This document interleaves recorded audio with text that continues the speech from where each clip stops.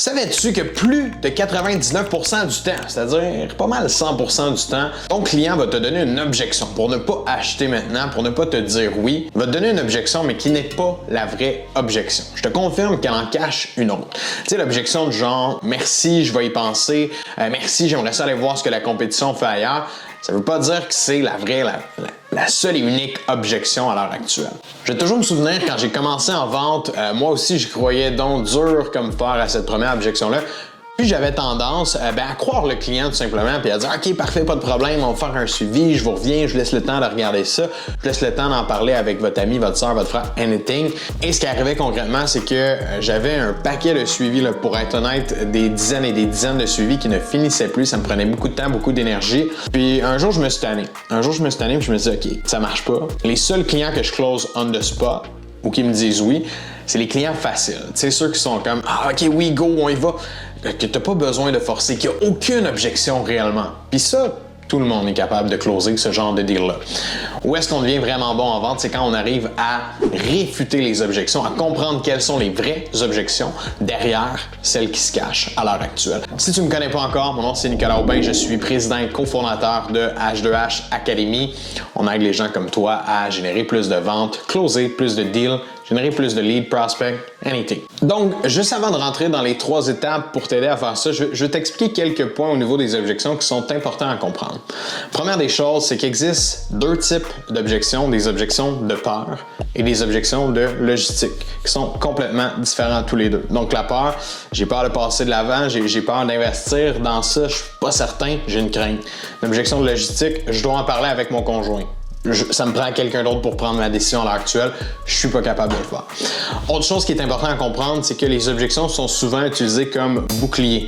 Donc les gens, par peur de se faire closer, par peur d'aller de l'avant, vont justement sortir une objection qui va être juste pour se sortir de l'avant, pour prendre du recul, pour aller ailleurs, pour ne pas avoir à prendre une décision à l'heure actuelle, parce que les gens ont beaucoup de difficultés à faire. Donc la leçon à tirer ici, c'est qu'une objection ne sera pas justifiée à 100%. Un client qui va nous dire, j'aimerais ça prendre le temps d'y penser, ça veut pas dire que c'est ça son problème. Peut-être qu'en ce moment, il n'y a pas le budget pour acheter ce que tu lui offres en ce moment. Peut-être qu'il n'a pas eu le temps d'en parler avec son conjoint, sa conjointe, et que ça le bloque dans sa décision.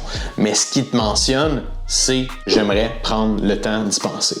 Donc la réalité, c'est que si on ne creuse pas ces objections-là, si on s'arrête à la première, comme la plupart des gens font, on n'aura jamais cette véritable objection-là, puis on ne sera pas capable d'aider la personne à prendre la décision, à se poser la bonne question, puis à aller de l'avant avec nous aujourd'hui. Donc pour cette raison-là, c'est super important d'attaquer les objections avec des réfutations, et je t'explique à l'instant en 3 étapes comment on va le faire. Donc, numéro 1, on va commencer par noter les objections qu'on reçoit constamment. Du genre, j'en parlais à mon conjoint, j'ai pas les fonds à l'heure actuelle. Toutes ces objections-là que tu reçois de la part de ton client, que ce soit des objections de peur ou des objections de logistique, ce que tu vas commencer à faire, c'est à les noter tout simplement après chaque rencontre de vente que tu as avec un client. En théorie, tu devrais toujours recevoir le même type d'objection parce que les gens sont habitués de répondre la même affaire quand il arrive le temps d'acheter, de se faire closer sur une vente. Donc, après 1 semaine, 2 semaines à avoir pratiqué ça, d'avoir fait une liste de toutes ces objections-là, tu devrais avoir fait le tour. En deuxième lieu, on doit commencer à réfuter aux objections. C'est sûr que si tu t'arrêtes toujours à la première puis tu prends ça en note, tu t'en vas faire d'autres choses, qu'est-ce qui va arriver concrètement? Tu vas te retrouver toujours avec les mêmes objections de surface qui ne sont pas des vraies objections concrètement. Donc la deuxième étape, c'est de commencer à réfuter. Fait que si quelqu'un dit j'aimerais ça prendre le temps d'y penser, il faut que tu aies une réponse à lui offrir pour stimuler la réflexion, pour comprendre à quoi il veut penser, pour le challenger un petit peu et voir réellement qu'est-ce qui se cache derrière ça. Mais fais attention avec ça. L'objectif, c'est pas de refermer la discussion, mais bien de l'ouvrir pour te permettre d'aller chercher des nouvelles informations. Donc justement, si ton client te dit « merci Nicolas, j'aimerais ça prendre le temps d'y penser », alright, écoute, je suis curieux concrètement, dis-moi à quoi tu veux penser, dis-moi qu'est-ce qui te chicote à l'heure actuelle, j'aimerais ça comprendre. Donc, de cette façon-là, j'offre à la personne l'opportunité de s'ouvrir puis de m'en expliquer un peu plus. Si je dis à quoi tu veux penser concrètement, est-ce que c'est trop cher? Oui. Ben, c'est une question qui est dirigée puis qui me donnera pas nécessairement la bonne objection. Donc, c'est notre travail d'aller chercher concrètement de nouvelles objections à l'aide des réfutations. Là, tu vas me dire, Nick, ouais, mais le but, c'est pas d'avoir plus d'objections. Non, kind of. L'objectif, c'est de ressortir c'est quoi les réelles objections qui se cachent derrière ceux de surface, parce que des fois, il peut y en avoir une, deux, trois objections qui ne sont pas les vraies objections jusqu'à temps qu'on arrive sur la bonne, l'unique, celle qui va vraiment empêcher ton client de prendre une décision à l'heure actuelle et que tu vas vouloir travailler avec lui. Donc, une fois qu'on comprend qu'il y a des objections, on peut les noter pour s'en souvenir, les remémorer, et qu'ensuite de ça, notre deuxième étape, c'est toujours de réfuter à ces objections-là, toujours de trouver quelque chose à dire. Maintenant, il faut apprendre à le faire du tac au tac. Il faut apprendre à être fluide, à avoir de l'assurance, de la confiance dans notre façon de répondre aux clients, dans notre façon de réfuter aux clients. La réalité, c'est que le client te donne une objection sans penser réellement que tu vas y répondre. Il va penser que toi, tu vas t'éteindre et que ça va se terminer là, la transaction à ce moment-là. Fact is, le client, 99% des chances qu'il te ment. On se rappelle, la première objection, c'est pas la vraie. C'est pas celle qu'il chicote réellement. Donc là, il va être un petit peu déstabilisé dans son mensonge. Je vais dire, ben là, écoute, donc c'est toi qui vas reprendre une portion de pouvoir. Donc, je mets dans le contexte. Écoute, merci Nicolas, je vais prendre le temps d'y penser, je vais regarder ça. Super, Eric, merci de considérer ça. Juste avant de te laisser partir, je suis curieux, c'est quoi les points auxquels tu veux réfléchir concrètement? Qu'est-ce qui t'empêche de prendre une décision aujourd'hui? J'aimerais comprendre. Et là, tout de suite, la personne, elle s'attendait pas à se faire challenger.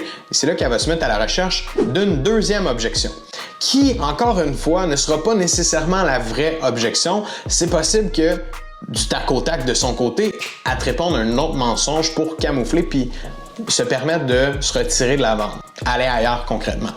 Mais notre rôle de vendeur, c'est de comprendre c'est quoi l'objection. Tant aussi longtemps qu'on n'est pas en mesure de comprendre c'est quoi cette réelle objection-là, on n'est pas en mesure d'aider notre client. Qu'est-ce qui va arriver? Il va aller réfléchir chez eux seul, en parler avec sa femme, ses amis, sa famille, qui eux ont un point de vue objectif / subjectif de votre produit, de votre service. Ils n'ont aucune idée si c'est bon, si c'est pas bon. Ils ne le connaissent pas, ils n'ont pas pris de temps avec vous, ils ne vous connaissent pas non plus et ils vont donner une opinion probablement contraire au vôtre, ce qui va venir démolir votre vente à ce moment-là. Donc, est-ce que c'est la bonne chose de challenger le client? La réponse, c'est oui. Fait que je reviens à mon point numéro 3. Puis, by the way, ce truc-là, je l'ai fait over and over and over again. Avoir peur de réfuter, avoir peur de froisser quelqu'un, avoir peur de me faire dire non, je veux vraiment y penser, laisse-moi du temps, s'il te plaît. J'ai eu peur de le faire, mais lorsqu'on le fait avec la bonne raison, lorsqu'on sait qu'on peut aider notre client qui est devant nous, qu'on a la bonne solution, qu'on est la bonne solution pour lui, c'est notre devoir de le faire. Parce que, comme je l'ai mentionné tantôt, c'est pas lui et les autres qui ont les réponses à ces questions. C'est toi, c'est Bébé ici qui a toutes les réponses à ces questions à lui. Donc, ne pas avoir peur, c'est quelque chose que vous allez devoir développer aussi dans votre capacité à réfuter aux objections. Il faut avoir le courage de le faire constamment. Je reviens au tac au tac ici. L'objectif, c'est vraiment d'être capable de répondre, de réfuter aux objections de façon plus spontanée. Et comment est-ce qu'on va faire ça? C'est simple. La liste des objections que vous avez faites, eh bien là, vous allez faire une liste des réfutations qui va être juste à côté de celle-ci, puis vous allez mettre vos meilleures réponses. C'est possible qu'avec le temps, vos réponses s'améliorent au fur et à mesure. Il y a toujours des bonnes façons de réfuter, comme je l'ai mentionné un petit peu avec des questions plus ouvertes pour ouvrir la discussion, comprendre réellement ce que le client pense, ce que le client ressent à l'heure actuelle. Donc, votre rôle, ça va toujours être de maîtriser ces réfutations-là. Donc, en vous faisant ce tableau-là, objection, réfutation, vous prenez le temps de toutes les noter, de vous donner la meilleure réponse possible à chacune de ces réfutations-là, eh bien, vous allez être en mesure, avec le temps, de faciliter votre closing, de mieux comprendre les objections de vos clients, finalement de prendre le contrôle dans vos ventes et arrêter de vous faire bullshiter par les clients. Donc sur ce, je te souhaite de bonnes ventes puis oublie pas, que tu closes la vente ou non, c'est important d'aller chercher les vraies objections. Si tu as envie d'avoir d'autres conseils, d'autres astuces, d'autres outils comme ça, je t'invite à t'abonner à la page et passer voir le prochain vidéo.